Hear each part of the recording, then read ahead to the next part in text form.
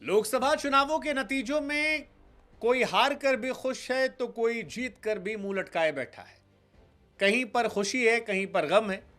खासतौर पर उत्तर प्रदेश ने बड़ा जबरदस्त तरीके से कहानी को पलट दिया है।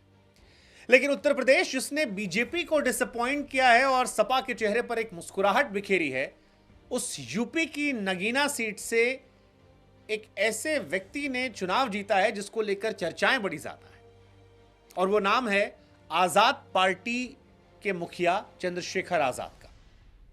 यूपी की नगीना लोकसभा सीट, जहां से आजाद समाज पार्टी यानी एएसपी के मुखिया चंद्रशेखर आजाद की जीत ने सभी को चौंका दिया है, क्योंकि ना वो बीजेपी से थे, ना वो इंडिया गठबंधन का हिस्सा थे। अखिलेश यादव ने भी अपना प्रत्याशी उतारा था और बीजेपी का प्रत्याशी भी वहां मजबूती से लड़ रहा था। लेकिन इसके बावजूद चंद्रशेखर आजाद ने अपनी पार्टी की तरफ से यहां पर खाता खोला और एक संकेत दे दिया कि आगे आने वाले समय में जब बीएसपी का अस्त हो रहा है, तब वो मायावती के रिप्लेसमेंट के तौर पर एक दलित नेता के तौर पर राइज देखने वाले हैं। चंद्रशेखर आजाद की जीत ने सभी को चौंकाया। 1,51,473 वोट से वो जीते हैं और 5,12,552 वोट मिले थे। दूसरे नंबर पर ओम कुमार थे, जिन्हें 3,61,000 वोट मिले थे, और 3 नंबर पर सपा के प्रत्याशी थे मनोज कुमार, जिन्हें 1,02,374 वोट मिले थे। अब चंद्रशेखर आजाद ने 15 मार्च 2020 को आजाद समाज पार्टी का गठन किया था। आसपा पहली बार लोकसभा चुनाव लड़ रही थी और आसपा सिर्फ एक सीट, नगीना सीट पर चुनाव लड़ रही थी। इस सीट से खुद चंद्रशेखर जो है वो मैदान में थे और यह माना जा रहा था कि अगर ये जीत हो जाती है तो ये जीत उनके लिए बहुत ज्यादा महत्वपूर्ण होगी। हालांकि नगीना सीट का इतिहास है कि वो अपने सांसदों को दोहराती नहीं है। अगर आप एक बार चुन लिए गए तो अगली बार वो आपको थैंक यू कर देती है। लेकिन चंद्रशेखर एक तरीके से इंडिपेंडेंट ही थे और ऐसे में एक ऐसा व्यक्ति जो आंदोलन से निकल कर आया था, जो लगातार समाज को लेकर लड़ाई लड़ रहा था, उस व्यक्ति को जब गठबंधन का भी सपोर्ट नहीं मिला तो फिर यह सवाल था कि क्या वो वाकई में जीत पाएंगे।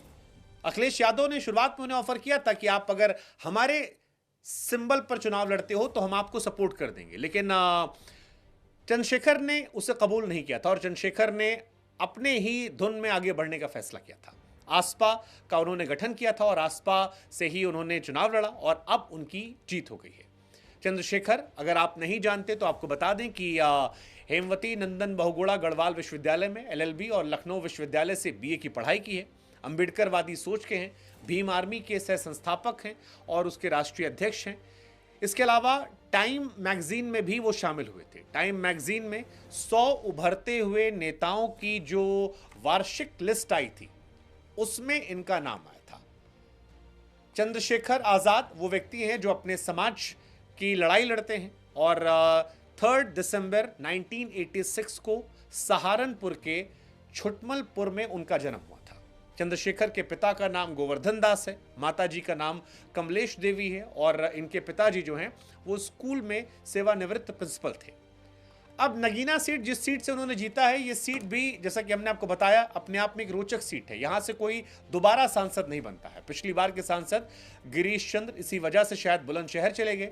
उनकी जगह बसपा ने सुरेंद्र पाल को टिकट दिया, बीजेपी ने ओम कुमार को टिकट दिया जो नठौर विधानसभा से 3 बार के विधायक थे। सपा ने पूर्व न्यायिक अधिकारी रहे मनोज कुमार को टिकट दिया था। लेकिन इस सीट पर जब चंद्रशेखर का नाम आया था तभी से ये सीट हॉट प्रोफाइल सीट बन गई थी और चंद्रशेखर ने भी विधानसभा चुनावों के बाद से यहीं पर डेरा डाला था। 1.5 साल लगभग मेहनत की। मेहनत के बीच में सपा, रालोद, कांग्रेस के इंडिया गठबंधन से उन्हें लगा था शुरुआती दौर में कि सपोर्ट मिलेगा। रालोद फिर चली गई बीजेपी के पास, सपा कांग्रेस गठबंधन बचा जिससे उन्हें लगा शायद सपोर्ट मिलेगा, लेकिन उन्हें सपोर्ट नहीं मिला। सपा ने अपना उम्मीदवार नगीना से उतारा और जयंत चौधरी बीजेपी से चले गए। लेकिन इसके बावजूद नगीना से सपा उम्मीदवार घोषित होने के बाद भी चंद्रशेखर लगातार डटे रहे।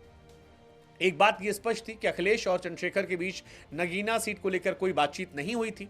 चंद्रशेखर ने सपोर्ट नहीं मांगा और अखिलेश ने भी सपोर्ट नहीं दिया। क्या हालांकि इनडायरेक्टली कहा गया कि शायद सपा चंद्रशेखर को साइकिल के सिंबल से लड़वाने को तैयार थी, लेकिन चंद्रशेखर तैयार नहीं थे। चंद्रशेखर की सहारनपुर, बिजनौर, नगीना इसी जिले में आता है। मेरठ जैसे दलित बाहुल जिलों में तगड़ी पैठ मानी आती है, दलितों में भी, मुसलमानों में भी, और इसी वजह से शायद इन्हें बड़ी मात्रा में सपोर्ट मिला और अब ये सांसद हो गए हैं।